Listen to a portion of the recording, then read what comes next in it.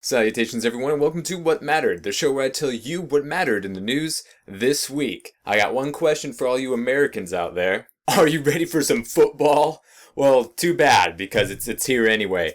In honor of this, Madden is, of course, keeping it true to real life, and they're actually adding in a new addition to their gameplay in Madden 15 this year, and that when you play as the Patriots, you can cheat and get away with it. Immersion, am I right?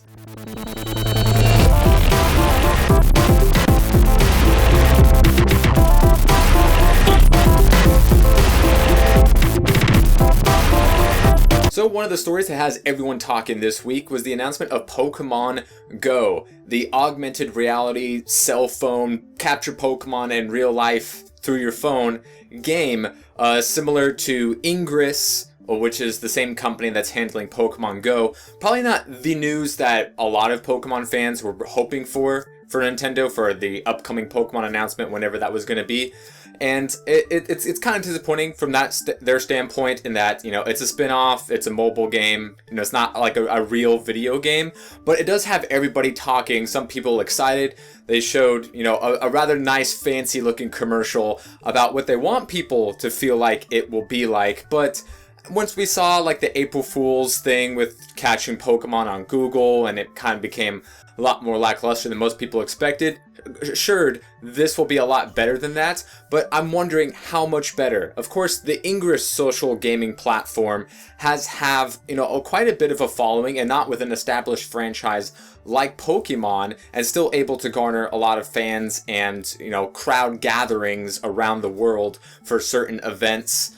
Pokemon can find success with this if they do it correctly. I don't think a lot of people are going to be anticipating what this kind of game is actually going to bring to the market. And along with this app, they're launching Pokemon Go Plus, which is this little smart band wrist thingy that you carry around that vibrates and flashes when Pokemon are near or when an event is happening, to, I don't know, keep things like on the fly. So like whenever you're near an event or something and you're wearing this little wristband, you can also identify other Pokemon Go Plus players.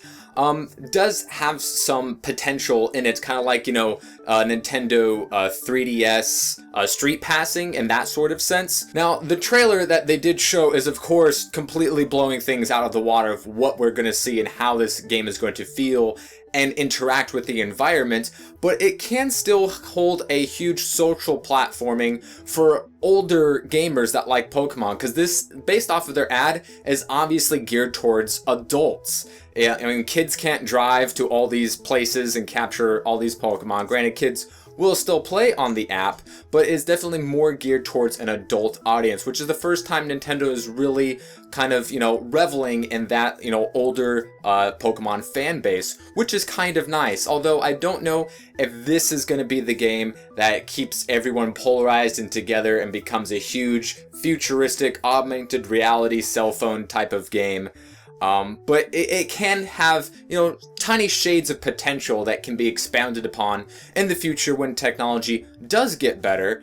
But as long as things are still on a cell phone, I'm still going to be a little bit iffy on it. I mean, a lot of people do enjoy Ingress, so I do expect Pokemon Go to have a slight modicum of success, and who knows where it can lead to from there. In other Nintendo news, with Mario having his 30th anniversary and Super Mario Maker coming out yesterday, along with another wave of amiibos and the such, Shigeru Miyamoto answering some questions, telling us that Super Mario 2 was just a play, and also the announcement that Pikmin 4 is being made and is actually almost done. Miyamoto said that the Pikmin team is always working on the next game and that this one is close to completion. No word on, you know, what the launch window of this game will be. A lot of people have been, you know, wondering about, you know, the Nintendo titles past this year, whether they're going to be on the NX or the Wii U or a simultaneous launch. But nonetheless, people are going to get excited about new and mysterious things that they do not know about. But people love their Pikmin, and the fourth installment is coming forthright in the near future. We finally have some news about Jessica Jones and when that show will be coming out. Marvel's second Netflix show starring Kristen Ritter will finally be coming out on November 20th. 13 one-hour episodes, very similar to Daredevil from last year. They did show a bit of a teaser trailer that really didn't show us anything, but it was still like really well shot and well produced, so that's got me a little bit more hyped for it, even though I was already excited for it anyway. They have also stated that Luke Cage will be introduced in the Jessica Jones series before he gets his own show next year, and then we'll have Iron Fist and of course the second season of Daredevil. Who knows when that's going to be happening next year, and then they'll all come to the Untouchables, and just a great time to be a Netflix fan. And Marvel fan, of course. And in DC cinematic news, we have some rumors coming out of Warner Brothers that Warner Brothers ain't too keen on the Man of Steel. We've had rumors in the past couple of weeks that, Man of Steel 2 was going to be helmed by the director of Mad Max Fury Road, and then there was going to be like, well, actually a Man of Steel sequel isn't even happening. He's not that popular, and we have no room on our huge schedule with, all of our other, Justice League and Wonder Woman and The Flash and Green Lantern, blah, blah, blah. There's no room to fit him in, so he's never just even going to happen. Well, now, reportedly, Warner Brothers even wants to have less of the Superman footage that they've already shot for Batman vs. Superman. The rumor has it that the studio is requesting more footage be added of Ben Affleck's Batman and give less screen time to Henry Cavill's Superman.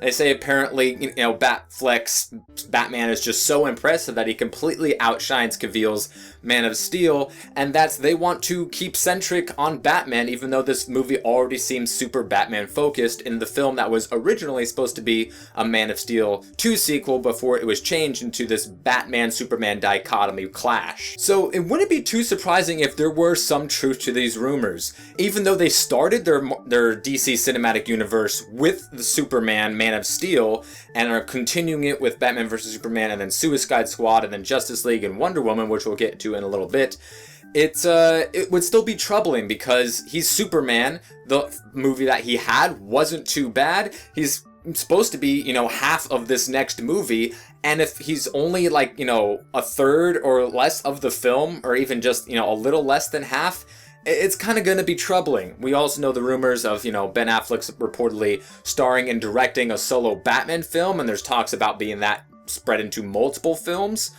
Which, granted, could be really exciting depending on how good, Batman vs. Superman is, but if they're ousting, Superman to a relegated role of he just shows up in the Justice League movies like the Hulk, that's kind of sad because that is kind of the iconic, superhero character. We got a good actor for him finally, and, a director that knows what he's doing and a story that doesn't revolve around Kryptonite and Lex Luthor. I mean, he is going to be in Batman vs. Superman, but nonetheless, the best Superman we've seen in the cinematic realm so far, and if they're going to squander that, that's a real shame, but it wouldn't be super surprising based off of the history, how well Man of Steel did in the box office, and just the fact that Batman is still the #1 when it comes to popularity in the DCU. And segueing into the Wonder Woman rumors, the fact that Wonder Woman is supposed to start shooting in November, and then in the spring they're shooting the first Justice League movie.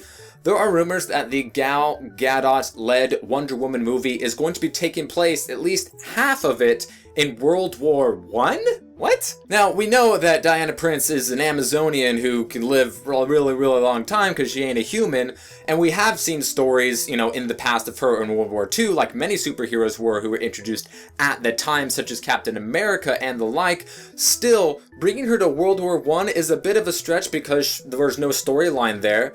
How does that, go into her origin? How is that, relevant to her as a character? We kind of expected a flashback since he is being introduced in the Batman vs. Superman series already as Wonder Woman, so she's already been established. We don't know how Chris Pine's Steve Trevor fits into all that. Not saying that it's the worst decision in the world, it's just very interesting because that's uncharted territory. World War I for Wonder Woman, or really any other superhero really. It's just an interesting choice if it turns out to be true. After quite a long wait, you Shovel Knight fans will finally be able to get the Plague of Darkness expansion DLC additional content for free starting on September 17th. The only criteria you need to meet is having beat the game or receive a special code from Yacht Club Games if you switched platforms when you first purchased the game and when you have it now, because now it's available on much more platforms than it did on launch or even just a year ago. And when the physical disc release is released in October, the Plague of Darkness will be included with that. That coincides with the Shovel Knight Amiibo launch, which has, the co-op instituted right within it with the Wii U version, as well as challenge modes on both the Wii U and the 3DS. That is what mattered this week. If you'd like to know what matters in the future, you can hit the subscribe button. One of these comes out every single Saturday. Let me know what you thought about any of the stories that I covered this week in the comment sections below, and I will see you guys next time.